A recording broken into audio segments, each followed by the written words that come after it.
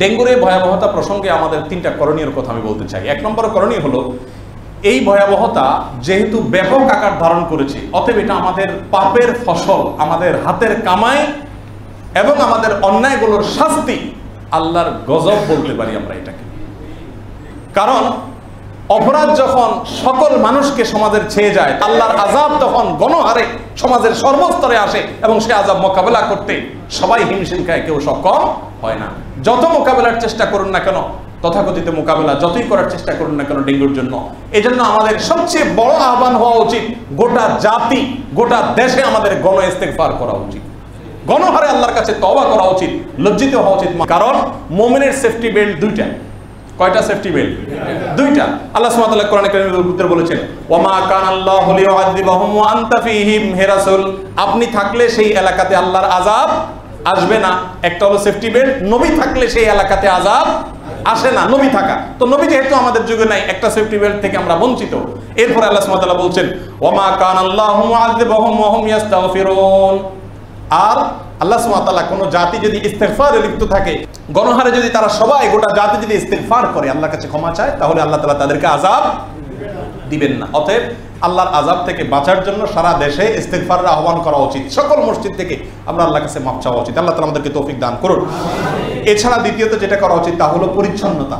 এই ডেঙ্গু সৃষ্টি হয়েছে যে অপরিচ্ছন্নতা থেকে, সেটা আমরা সকলেই করেছি। এই শহরকে আমরাই অপরিচ্ছন্ন করেছি, অন্য কেউ অপরিচ্ছন্ন করে নাই। যেখানে সেখানে ময়লা ফেলানো, যেখানে সেখানে আমাদের খাবারের অবশিষ্ট ইত্যাদি ফেলে দেওয়া, আমাদের পরিবেশকে নোংরা করা, এই কাজটা আমরাই করেছি। আল্লাহ বলেছেন, যাহারাল ফাসাদু ফিল বাররি ওয়াল বাহরি বিমা কাসাবাত আইদিন নাস, জলে এবং স্থলে সব জায়গাতে যে ফ্যাসাদ সৃষ্টি হয়েছে, ব্যত্যয় সৃষ্টি হয়েছে, বিশৃঙ্খলার অশান্তি সৃষ্টি হয়েছে, দুর্যোগ দেখা দিচ্ছে, এই সব মানুষের হাতের কামাই। মানুষই রাস্তাঘাট নোংরা করেছে, সেখান থেকে ডেঙ্গু তৈরি হয়েছে। অতএব আল্লাহ সুবহানাহু ওয়া তাআলা কিছু সাজা নগদ দেন। রাস্তায় বা যেখানে সেখানে ময়লা ফেলা যে অন্যায়, গুনাহের কাজ, এটা বেশিরভাগ মুসলমানরা জানে না। মুসলমান জানে সুবহানাল্লাহ পড়া সওয়াবের কাজ, আলহামদুলিল্লাহ পড়া সওয়াবের কাজ। বাদাম খেয়ে রাস্তায় ফেলা এটা যে গুনার কাজ, এটা মুসলমান জানে না। মুসলমান জানে যে চুরি ডাকাতি করা গুনার কাজ, মদ খাওয়া গুনার কাজ। মদ খাওয়া যেরকম গুনাহের কাজ, রাস্তায় কোনো ময়লা আবর্জনা যেখানে সেখানে ফেলা এটাও যে গুনাহের কাজ, এটা মুসলমান জানে না। যার কারণে এই দুরবস্থা আজ আমাদের মধ্যে দেখা দিয়েছে। পরিষ্কারভাবে রাসূল আকরাম সাল্লাল্লাহু আলাইহি ওয়াসাল্লাম জানিয়েছেন যে ইমানের অত্যন্ত গুরুত্বপূর্ণ একটা অঙ্গ হলো কি? পরিচ্ছন্নতা। পরিচ্ছন্নতা ইমানের গুরুত্বপূর্ণ একটা অঙ্গ। অতএব পরিচ্ছন্নতার দিকে খেয়াল করতে হবে। জুমার দিন গোসল করে আসতে বলা হয়েছে যেন পরিচ্ছন্নতাকে, পরিবেশ নষ্ট না হয়, ঘামের গন্ধে যাতে কষ্ট না হয় কারণ, ওযু করে নামাজ পড়তে বলা হয়েছে। 10টা কাজকে ইসলাম মূল সুন্নাহ, ফিতরাতি সুন্নাহ, জন্মগত সুন্নাহ বলেছে, তার ভিতরে সবই প্রায় পরিচ্ছন্নতা রিলেটেড।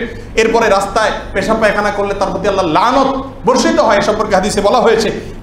কোরআনে কারীমে আল্লাহ সুবহানাহু ওয়া তাআলা বলেছেন, ইন্নাল্লাহা ইউহিব্বুত তাওয়াবিন ওয়া ইউহিব্বুল মুতাতাহহিরিন, যারা পবিত্রতা অর্জন করে আল্লাহ তাআলা তাদেরকে ভালোবাসেন, প্রিয়। অতএব ইসলাম পবিত্রতা এবং পরিচ্ছন্নতার ব্যাপারে যে পরিমাণ গুরুত্ব দেয়, আজকে আমরা মুসলমানরা সেটা ভালো করে ধরতে পারিনি।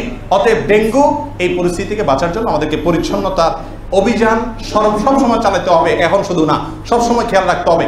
আপনি যদি রাস্তায় কোনো কিছু ফেলেন, তাহলে এর ফলে আপনার একটা আমলনামা গুনাহ লেখা হবে। এটাকে আমরা গুনাহ মনে করি না, কারণ কষ্টদায়ক কোনো কিছু রাস্তা থেকে সরানো এটা ঈমানের অঙ্গ। ইমাতাতুল আযা আনিত তারিক, রাস্তা থেকে কষ্ট জিনিস, কারোর কষ্ট হয় এরকম কোনো জিনিস, কলা ছোকলা ময়লা এগুলা সরাইয়া ডাস্টবিনে ফেলানো, এটা যদি ঈমানের অঙ্গ হয়, তাহলে রাস্তায় সেগুলো ফেলানো সেটা কুফরির অঙ্গ। আর এই কাজটা আমরা অহরহ করছি কি করছি না? বিধায় এখান থেকে আমাদেরকে বেরিয়ে আসতে হবে ডেঙ্গু সহ এই জাতীয় দুর্যোগ থেকে বাঁচার জন্য। তৃতীয় এবং সর্বশেষ কথা হলো, আল্লাহ সুবহানাহু ওয়া তাআলার কাছে দোয়া করতে হবে যেন এই ধরনের বিপদ থেকে আল্লাহ তাআলা আমাদেরকে রক্ষা করেন। বিশেষ করে একটি দোয়া, আউযু বিকালিমাতিল্লাহি তাম্মাতি মিন শাররি মা খালাক, অর্থাৎ আল্লাহর পূর্ণাঙ্গ বাণীসমূহের মাধ্যমে আল্লাহর কাছে আমি আশ্রয় চাই। তিনি যত কিছু সৃষ্টি করেছেন, এই ডেঙ্গুকে সৃষ্টি করেছেন আল্লাহ, সৃষ্টি করেছেন, তার যত সৃষ্টি আছে সৃষ্টির ক্ষতি থেকে তিনি যেন আমাকে রক্ষা করেন, সেই জন্য তার আশ্রয় চাই। প্রত্যেকদিন সন্ধ্যার সময় 3 বার যদি এই দোয়া পড়ে, হাদিসে আসছে আল্লাহ সুবহানাহু ওয়া তাআলা তাকে কোনো বিষধর পানির আক্রমণ থেকে, তার দংশন থেকে আল্লাহ সুবহানাহু ওয়া তাআলা তাকে হেফাজত করবেন। অতএব ডেঙ্গুর এই বিষাক্ত ছোবল থেকে, দংশন থেকে আল্লাহ তাআলা থেকে আল্লাহর কাছে রক্ষা পাওয়ার জন্য আউযু বিকালিমাতিল্লাহি তাম্মাতি মিন শাররি মা খালাক 3 বার প্রতিদিন আমরা সন্ধ্যায় পাঠ করব। আল্লাহ সুবহানাহু ওয়া তাআলা আমাদের সকলকে তৌফিক দান করুন।